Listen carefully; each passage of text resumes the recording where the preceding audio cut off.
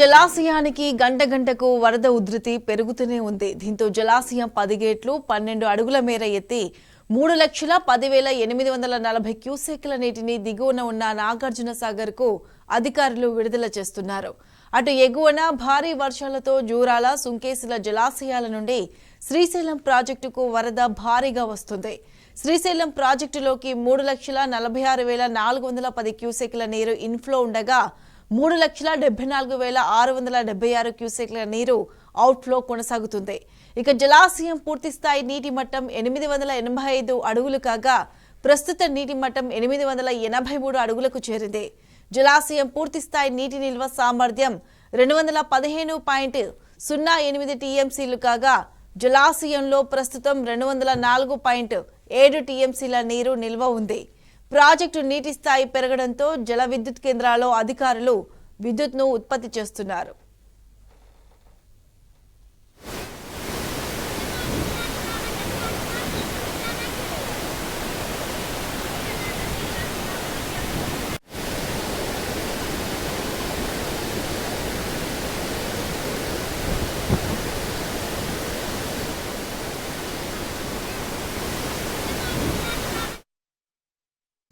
Right, Srisailam జలాశయం నుంచి పూర్తి అప్డేట్స్ మా ప్రతినిధి చారి అందిస్తారు.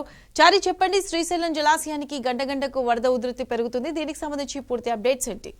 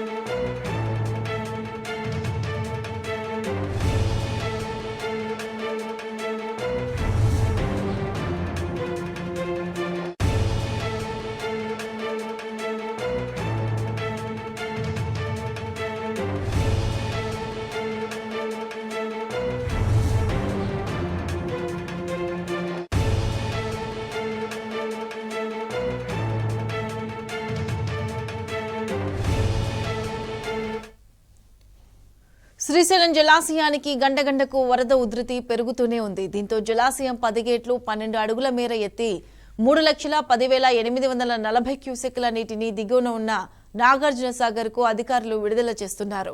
అటు ఎగువన భారీ వర్షాలతో జూరాల, సుంకేసుల జలాశయాల నుండి శ్రీశైలం ప్రాజెక్టుకు వరద భారీగా వస్తుంది. శ్రీశైలం ప్రాజెక్టులోకి 3,46,410 క్యూసెక్ల నీరు ఇన్ఫ్లో ఉండగా 3,74,676 క్యూసెక్ల నీరు అవుట్ఫ్లో కొనసాగుతుంది. ఇక జలాశయం పూర్తి స్థాయి నీటి మట్టం 885 అడుగులు కాగా ప్రస్తుత నీటి మట్టం 883 అడుగులకు చేరింది. జలాశయం పూర్తి స్థాయి నీటి నిల్వ సామర్థ్యం 215.8 టీఎంసీలు కాగా జలాశయంలో ప్రస్తుతం 204.7 టీఎంసీల నీరు నిల్వ ఉంది. ప్రాజెక్టు నీటి స్థాయి పెరగడంతో జల విద్యుత్ కేంద్రాల్లో అధికారులు విద్యుత్ ఉత్పత్తి చేస్తున్నారు.